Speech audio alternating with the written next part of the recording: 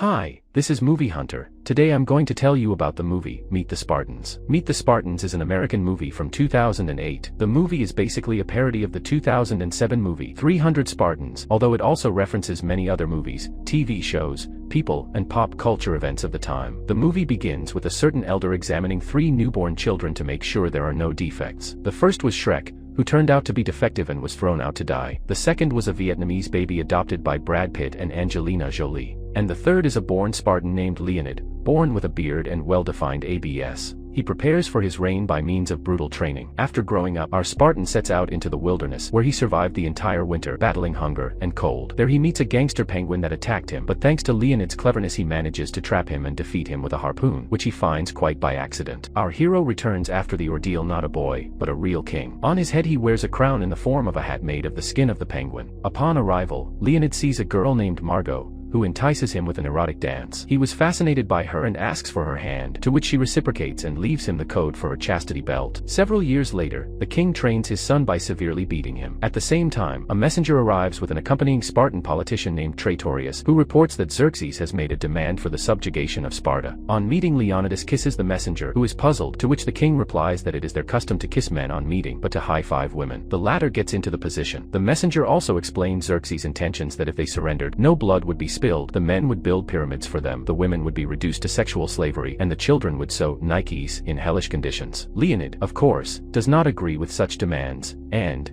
angry, kicks the detractors into the pit of death. In the same way, he sent several others into the pit, such as Britney Spears and Kevin Federline, Sanjay Malakar, Ryan Seacrest, and the American Idol Jew DGES. After a little deliberation, the king decides to face the Persians, but before war, any ruler is obliged to visit the prophets and ask the advice of an oracle named Ugly Betty, which he does. The fee for the session was various medicines and ointments, but the oracle's prediction was not comforting, for she saw that by his decision to fight he would sign his own death warrant. Hardship does not frighten a true warrior, and he does not change his mind. Before packing, Leonidas wants to spend the night with his wife, and while she sleeps, he discovers that the girl is not so innocent. In the morning he manly meets with the captain, who has trained real warriors, but unfortunately they turn out not to be as many as the king thought. The captain, however, explained that the demands he had made were quite severe. Among the warriors, the captain's son named Sonio and a physically unfit Spartan named Dilio, who apparently turned out to be the bravest of the newly minted army, stood out. The king then bids farewell to his wife and son, whom he has mistaken for a certain dwarf, after which they set out on the march. Upon arrival at the hot gate, Leonidas plans to use the narrow passages where he will have an advantage over Xerxes' large army. There they meet an ugly girl named Paris Hilton with an alien left arm and a hump, who tells them that there is a secret passage called the Goat Trail that could play into the hands of the invading army. If the enemy learns of the trail, they can outflank the Spartans. Hilton asks Leonidas to join the army, but he refuses, as she does not fit his requirements and cannot use a spear. At the same time, our brave army spots an envoy of Xerxes named MSR and his squad in the distance,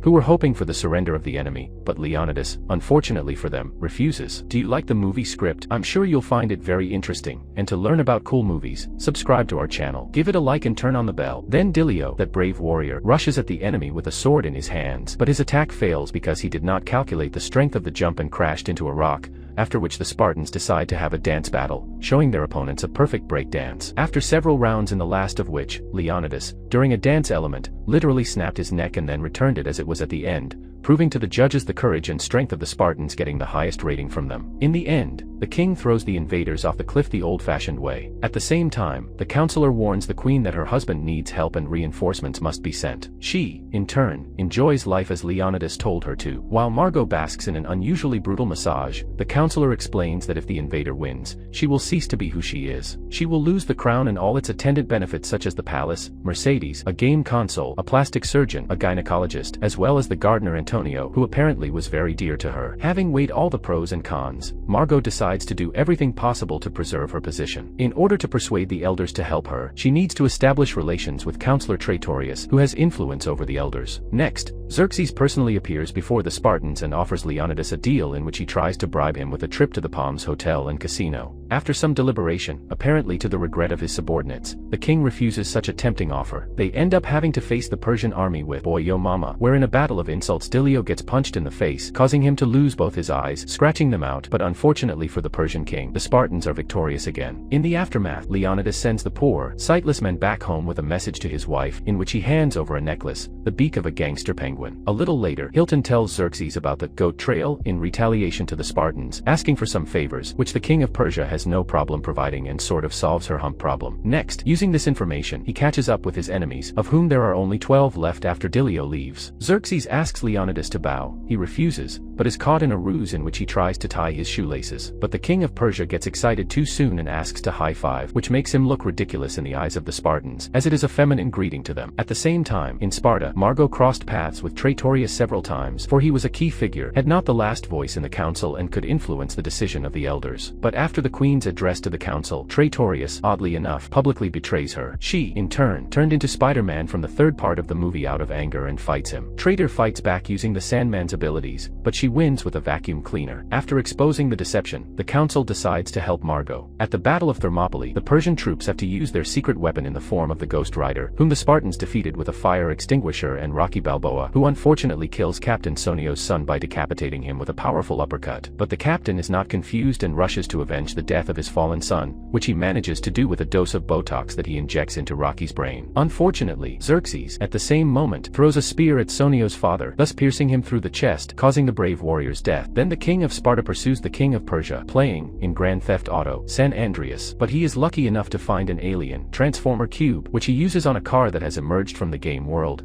thus turning the car into a robot. Merging with it, Xerxes becomes Xerxestron, who demonstrates his abilities and shows them a YouTube video called, "Leave Britney Alone," on the chest screen. But as he begins to move, Xerxestron falls short of the extension cord length and pulls out of the socket, thus disabling the robot, and it falls right on top of the Spartans, killing them. In the end, we see how blind Dilion still successfully makes it to Sparta and tells the inhabitants and the queen about the latest developments in the battle, as well as passing the necklace to Margo. A year later, Dilion gathers a larger army to defeat the Persians, but because of bad eyesight leads the army in the wrong direction. When they find themselves in Malibu, mistaking Lindsay Lohan for the enemy, they knock her down as the woman was leaving the rehab center. And this video is almost over. Subscribe to our channel so you don't miss interesting movies and watch our other videos. Have a great day.